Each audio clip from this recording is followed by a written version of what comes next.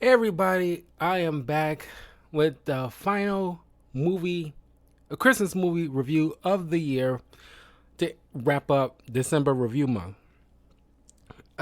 Next week, I want to take at least a small bit of a break from streaming, uh, but I want to let you guys know thank you all for just being with me throughout this year. Thanks to all you new subscribers. I don't take the time to really thank you all for supporting the channel with the viewer counts and your comments and your likes and all this stuff. Your support has been greatly admired. Don't think for 1 second I do not admire or thank and appreciate what you all have done since I started this my YouTube channel and my Twitch channel, etc., etc. And hopefully I'll see more people in the near future. Uh, it's been a pretty good year for me. Hopefully, it'll be some more good news going forward. I'm extremely thankful this year. I started getting into a movie role and some other stuff spiraling in a good way for me going forward into the new year. Uh, so yeah, I have a lot to be thankful for, and mostly I want to thank you all. For the bottom of my heart, thank you all. And uh, here's to hopefully uh, more promising, even more promising, good tidings to all of us going forward. And yeah, uh, hopefully you all will have a very Merry Christmas, Happy Hanukkah, Happy Kwanzaa, Happy New Year, and hopefully, we'll all have a promising 2025 with little to no drama. Now, life's not perfect. There's always going to be some level of, drama going on, in parts of the world. But here's to hopefully 2025 will be less strenuous and stressful.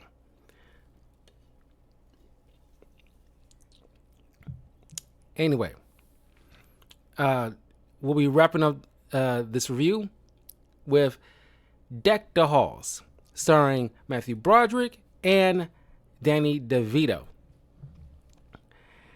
It is directed by John Whitesell. It also stars Christian Davis as Kelly Finch. Yeah, well, Danny DeVito plays Buddy Hall.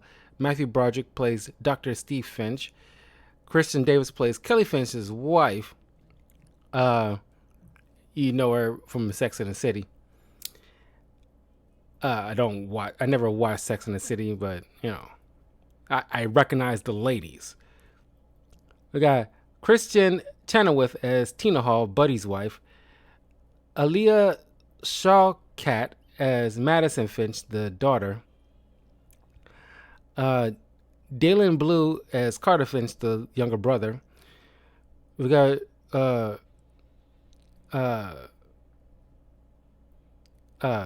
Kelly Aldridge and Sabrina Aldridge as the twin sisters, Ashley and Emily Hall. Now, this is set in a fictional Massachusetts town where Steve is pretty much known as, like, quote unquote, the Christmas guy. He's the guy people go to when they have like these little get-togethers and functions and festivities around the Christmas holiday, and he just pretty much like that kind of guy who's just all in on Christmas. And and according to the discussion he had with his wife, because he wants to do all these kind of traditions with his family, but of course Madison, being like a teenager, wants to do her own thing. And then the younger brother, for some reason, has some kind of like as they put it, some midlife crisis, and he's only like, 12. Uh, but then on December 1st, the Halls ends up moving in across the street.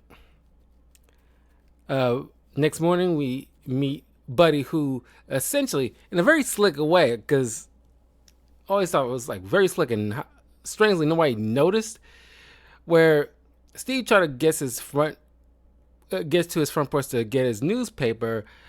He is confronted by Buddy, who introduces himself, trying to be neighborly, and while Steve is trying to hold his morning coffee and stuff, Buddy, in the whole kerfuffle, grabs hold of the paper and his coffee, and nobody noticed because everybody's kind of shocked. The Finches meets the Halls, and they have this little introductions and everything like that. Very coming across very charming and sweet people. Why don't you come on over and we'll show you around and blah blah blah. Trying to make friends in this new town. And they end up walking off with Steve's newspaper and his freaking coffee, drinking from it. And I was like, I don't know. People can be absent-minded sometimes. I'm guilty of that myself, but wow, that is kind of like, dude, slick. And earlier, Steve was like, are you trying to steal my newspaper? It's like, no. But he ends up stealing his newspaper. Like he doesn't probably already have one on his freaking doorstep. But maybe the paperboy doesn't realize people moved in. Or, I don't know. Maybe it was legally not on his route. I'm not sure how that worked. Anyway, the children end up meeting, and then the twin daughters are like the hot blondes and everything like that, and Madison try to be cool in front of them and stuff like that. Typical teenage girl stuff. Wants to be in the it crowd.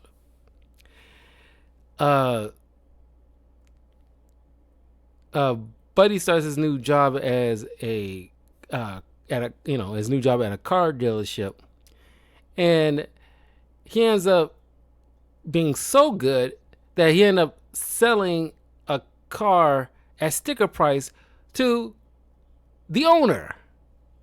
And they gave him like a promotion because of that level of skill that he managed to do. So now Buddy comes home. He has a moment of celebration, but then kind of like it, pivots. The feelings pivot very quickly, and the wife is like knows that sign. It's like, please don't, like, because every time you get bored, we have to move, and you go, like all this other stuff. I don't want to move. I like it here. So the twin girls show off this website where you get to see your house, or we get to see people's house from space. But for some reason, I guess because of technology at the time, you aren't able to see your own house from space, but you can see other people's house. And I was like, okay, how does that even function? Like, how does it, the technology at the time, because it's 2006, mind you, how does it, the technology at the time, allow you can see everybody else but your own? Does it goes like that with everybody? Like if Steve uses his computer to try to see his house from space, he can't see it, but he can see Buddy's clearly. That's why, like, the whole premise of this is coming out where Buddy gets the idea that, well, how about I put a bunch of Christmas lights so I can be able to see my house from space? But the ones that he had on hand isn't good enough. So he just decided to spend money and go bigger and bigger. Try to really illuminate the house so it can be visible from space. Now, little by little, Buddy, as he's going around town buying up all these decorations and all these lights to really illuminate his property. Uh, People are dubbing him like the new Christmas guy, and of course, this sparks a bit of a rivalry between Steve and him, and this is a point I gotta bring up where now normally I like Matthew Broderick, and he seems like a very genuine dude in real life, but most people will comment, especially from movies like this, where he seems like not robotic, but it just seems like there's no like emotion from his certain scenes where it probably requires him to emote a bit. Like when he's trying to, excuse me, take a family, Christmas picture. Uh, Buddy's getting noticed by the neighborhood because he bought up a sleigh and duct tape antlers to some wild horses that he found. And while trying to get his son off the sleigh because he wanted to try out the sleigh, the horses get startled. They take off with Steve in the sleigh, and you see, uh, Matthew Broderick is just doing like, "Oh, whoa, oh boy, whoa, whoa," and it's like, I'm being dragged by wild horses that I can't seem to gain control of. I'll be shrieking and talking my freaking lungs because I'm in grave freaking danger at that point. And it doesn't show this. It just, I don't know. This is not one of his best performances, honestly. Hell, I get better performances from him in like a movie like Tower Heist that I reviewed last Thanksgiving. It's kind of weird. And this is coming from Fearless Bueller of all people. And it's like, I don't know. It's like, I don't know if he just became stagnant in his performance as an actor, but he had like a role in that show on Hulu, Murders, at Murders at the Building, in the Building. I'm blanking on the title. It was actually a pretty good show, and he had like not the recent season, but the previous season. He had like a moment with a few episodes, and he's really good. And it's like, we know you're a good actor, and it's maybe as time went by, he's been in a lot of stuff, but I don't know. It's just like at that time, it was like a good period of time with Matthew Broderick that his performance seemed very stale. And I don't know if it's just because the director or certain writers, the way they've written the character, but I don't know. There's other actors who can play a part as like the,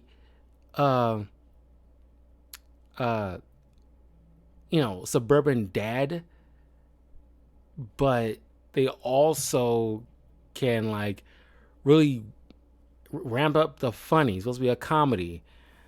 I don't know. Bryan Cranston can do this. They could have had I don't know. Brian Cox. They could have gotten I don't know. Heck, Chris Rock, Adam Sandler. Like they could have gotten like at least a few people that can play this suburban dad, but also really elevate the performance and show some emotion. But I don't know.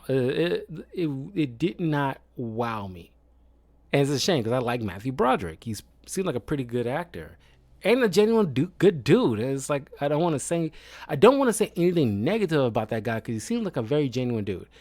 I hope at some point, like with Keanu Reeves, that Matthew Broderick will have some kind of renaissance where he plays a particular performance and is such a standout that people kind of reevaluate their mindset about him. That's what I hope. Anyway, uh, uh, things seem to go wrong that Steve ends up blaming Buddy for things that not necessarily his fault, like uh, accidentally, knocking over some gasoline over some trees Steve planted over the years, and they slowly growing so he can always have like the perfect tree, but then it getting burnt down uh, when he tries to chainsaw that thing, one of them down, and it causes like a fire. Uh, what else? Because a lot of crap happened. When that slave that was dragging him falls into a lake, he ends up uh, uh, uh, falling in, and so when he took the family photo, everybody looks all good while he just looks blue in the face. Um, uh, but also the fact that the lights keep him up because he literally lived right across the street, and more lights being put up, the more it's just like it's kind of like the telltale heart in a way, that the uh beating the heart under the floorboards and it's driving him mad kind of thing. It's kind of like that. The light show is just like he can't, you know, he's getting annoyed by that. On top of being annoyed by the fact that Buddy's kind of taking his rep. Essentially, he essentially like the guy people go to, like kind of like the town leader, essentially.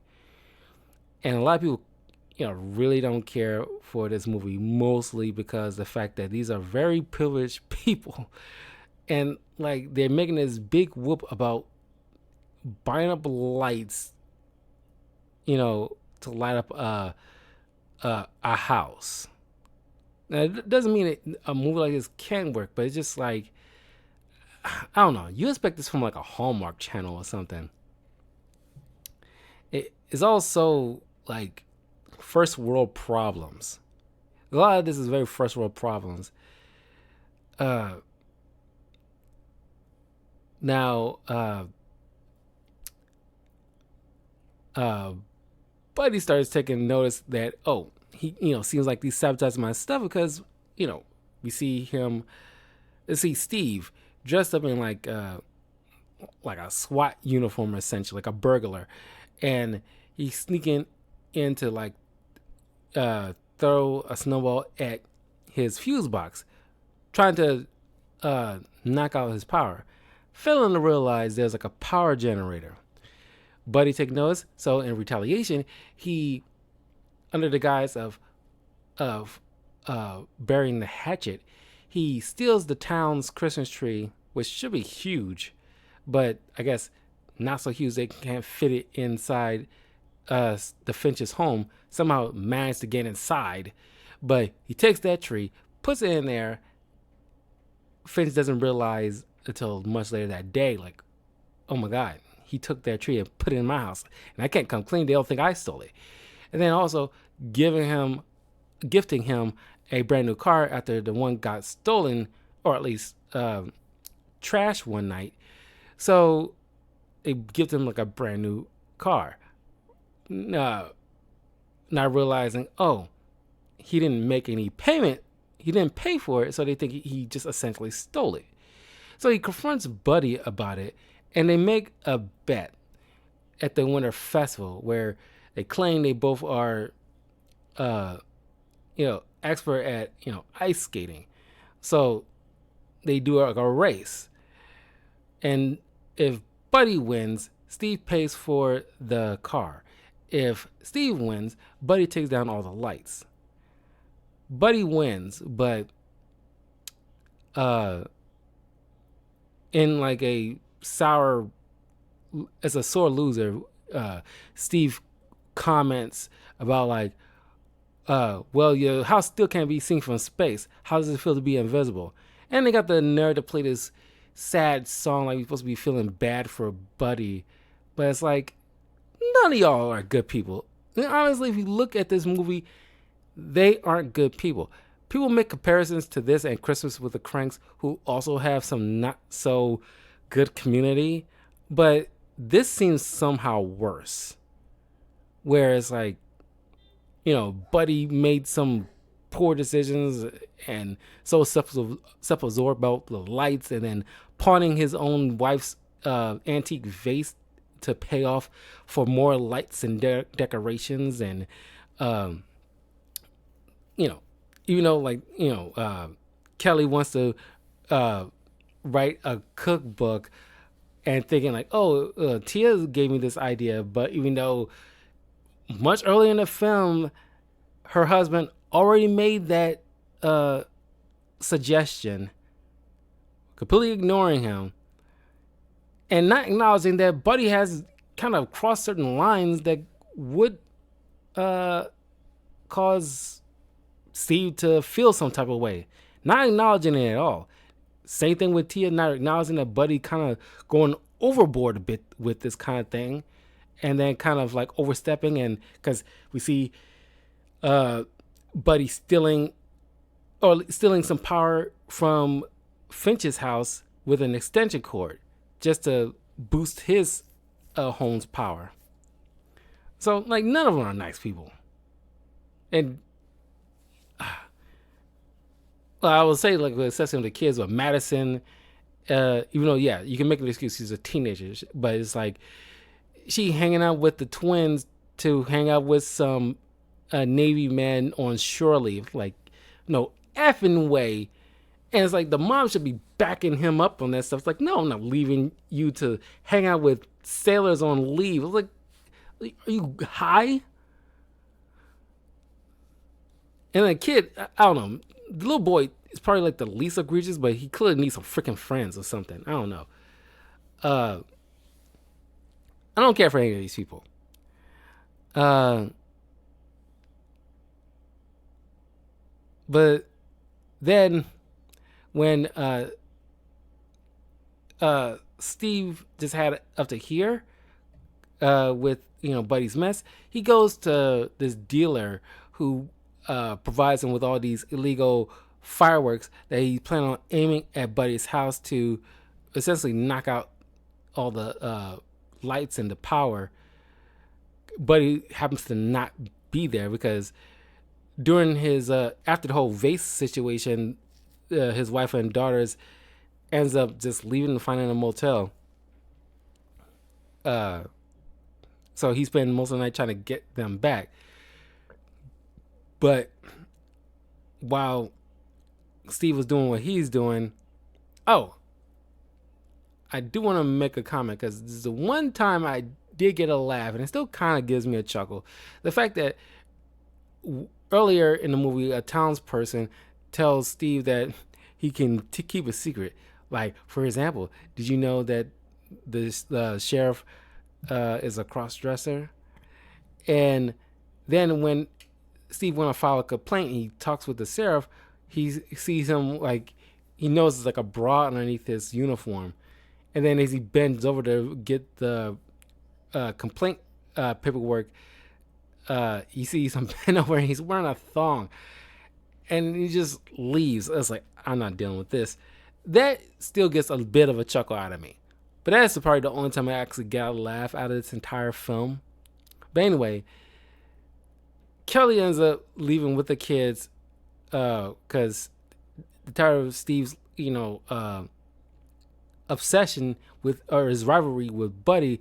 Understanding that he's the one that ruined Christmas, not Buddy, because he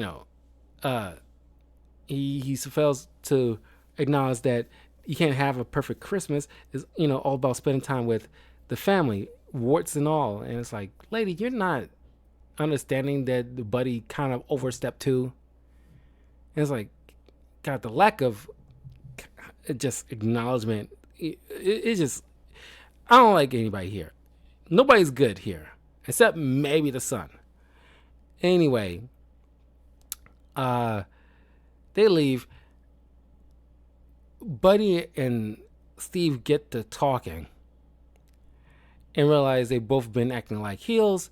So they take all those decorations and use it to light up this, which very impossible, very much impossible. The fact that within one night. They take all those decorations, near the motel that the wives and the children are staying at, leading like a trail down this lane back to the house where they cooked this big fancy meal as an apology for their mistakes. And it's like, these two middle-aged men, it's not all that fit, mind you. What what they managed to achieve should take an entire team to do. It make no sense. That is very, very dumb.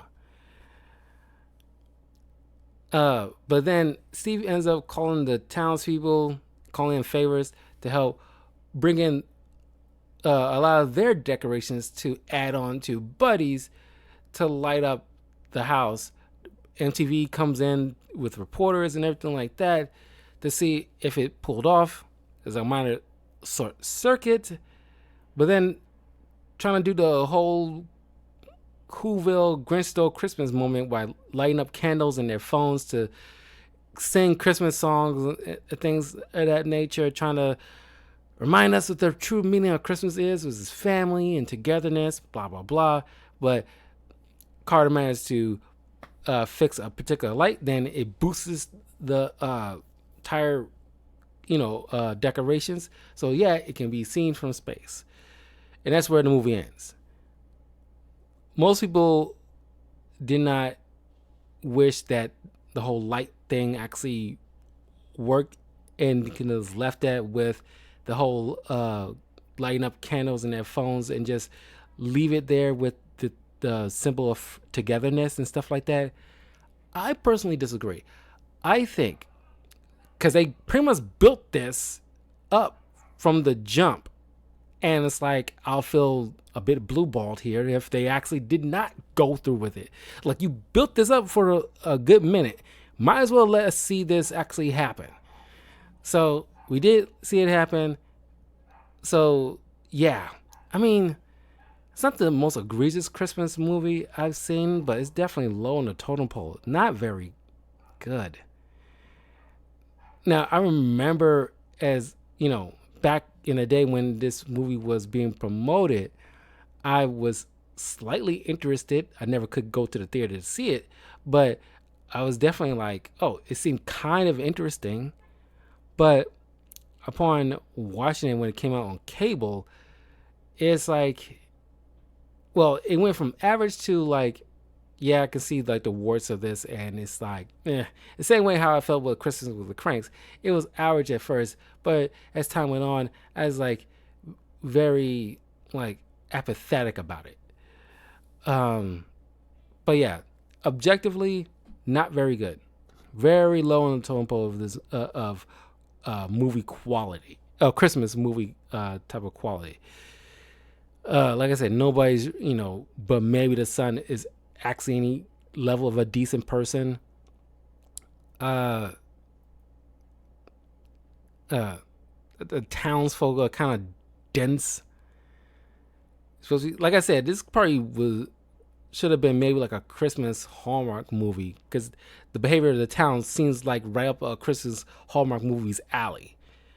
But this was out in theaters, mind you. And of course, it underperformed at the box office. And I don't think it has, maybe I might be wrong. I don't know how many people actually have this as they so bad is good Christmas movie list. I'm pretty sure they're out there. But here, I just can't. Even Surviving Christmas with that Ben Affleck movie I just reviewed last week, I like that better than this. Way better than this. But anyway, that was Deck the Halls. And yeah, that was the last movie of the Christmas movie of the year that I'll be reviewing. Next month, early next month, I will be, at least the second week of January, I'll start my regular movie reviews. And the one I have in mind, I'm really looking forward to reviewing with you guys, because it's, been a minute since I've seen it, and I always got pleasure watching it. But I want to leave it as a surprise. But I'll still be streaming some games here and there, uh, but so far as like reviews are concerned, that will be held off until the following month.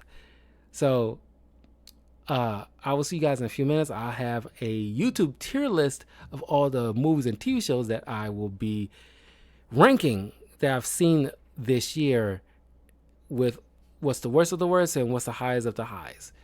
So stay tuned for that in a little while. But until then, I will see you all soon. Take care. Happy holidays. Merry Christmas. Happy Hanukkah. Happy Kwanzaa. Happy New Year. Peace.